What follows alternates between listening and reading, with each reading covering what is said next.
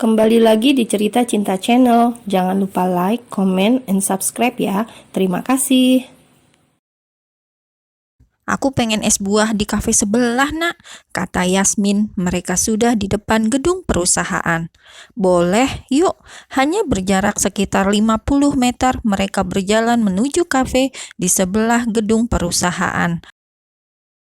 Tak lama pesanan mereka datang dan mereka duduk bersebelahan.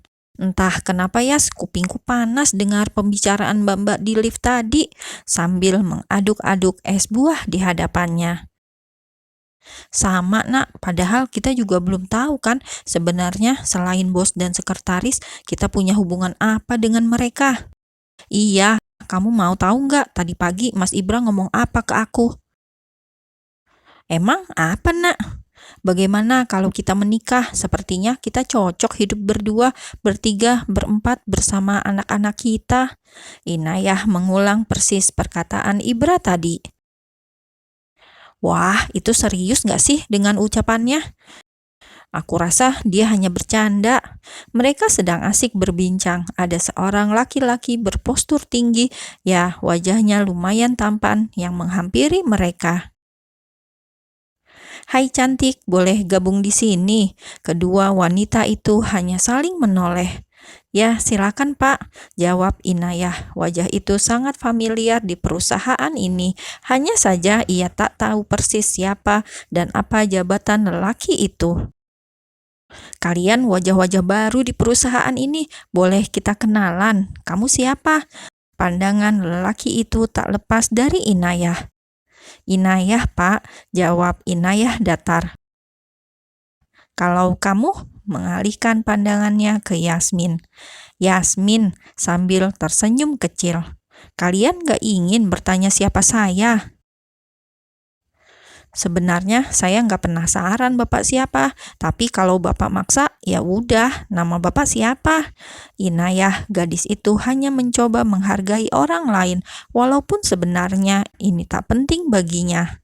Perkenalkan, saya Vino, manajer di perusahaan ini, jawabnya dengan bangga. Oh, manajer, sahut Yasmin. Dret-dret, pesan masuk di ponsel Inayah. Pak Ibra. Di mana?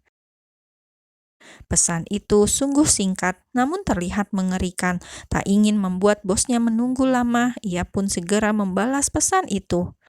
Kami haus, jadi sedang menikmati sesuatu yang segar di kafe sebelah. Izin ya mas, 10 menit lagi aku ke atas. Vino, lelaki yang so akrab dengan mereka itu benar-benar narsis, terus saja membicarakan diri sendiri, padahal dua gadis itu sama sekali tak penasaran tentang dirinya, karena menghargai mereka hanya merespon dengan senyuman. Ibra dan Ridwan sudah menyelesaikan pembahasan mereka. Lo mau ikut gue nggak? Kemana? Ridwan mengernyitkan dahi, tak biasanya Ibra mengajaknya. Ikut aja, jawabnya singkat. Kemana sih? Kerjaan gue masih banyak. Menyusul para wanita yang sedang kehausan. Mungkin dengan kedatangan kita, hasrat mereka segera terpenuhi. Sambil tersenyum penuh arti. Gue bener-bener gak paham. Ridwan menggeleng, namun tetap mengikuti Ibra. Mereka sudah di lobi.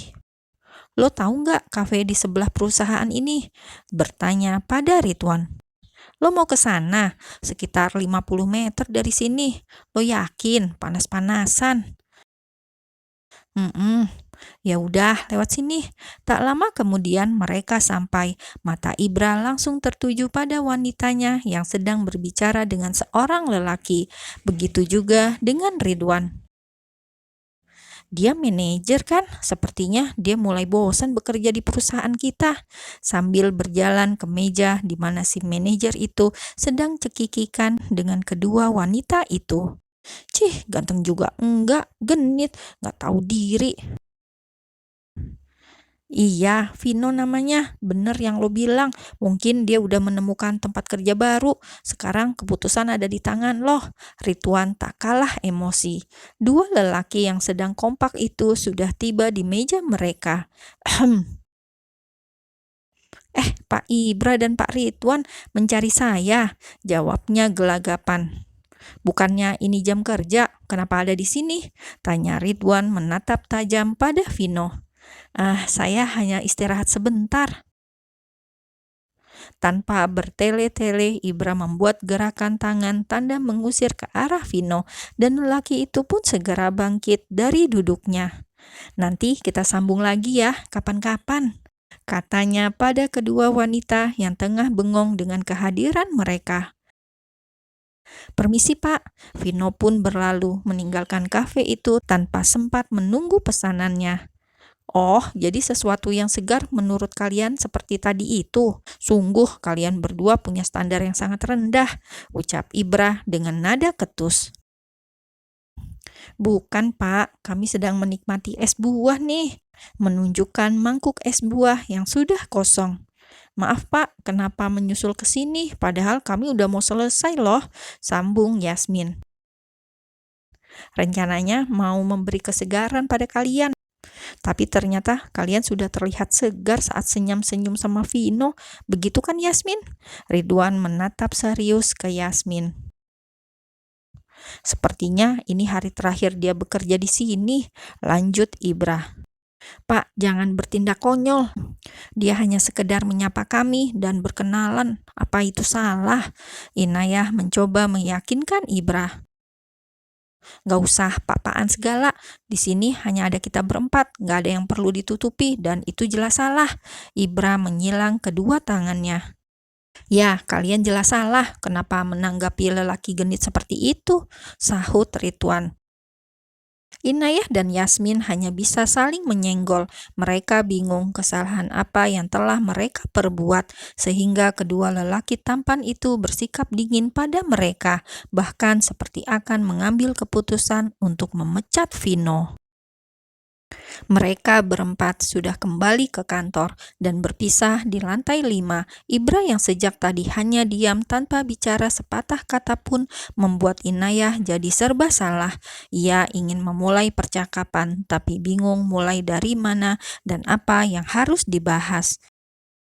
Inayah berada di depan komputernya, merapikan notulen meeting tadi dari tablet ia pindahkan ke komputer agar lebih mudah. Oh iya, aku selesaikan ini aja, lalu akan kuserahkan padanya. Dengan cepat ia menyelesaikan pekerjaannya dan memberanikan diri melangkah ke ruangan si bos dan menghampirinya. Mas, ini hasil rapat tadi sudah aku sederhanakan dan aku tandai poin-poin pentingnya. Sambil meletakkan map berisi 5 lembar kertas di atas meja. Oke, bagus, terima kasih. Inayah melangkah keluar, namun karena ada sesuatu yang mengganjal, ia merasa tak enak hati melihat Ibra saat ini yang sejak tadi tak menatap kehadirannya di ruangan itu. Maka ia pun berbalik. Mas, apa keadaan sudah baikan? Maksudku, kamu udah nggak demam lagi kan? Sebenarnya untuk menanyakan ini, ia butuh keberanian ekstra.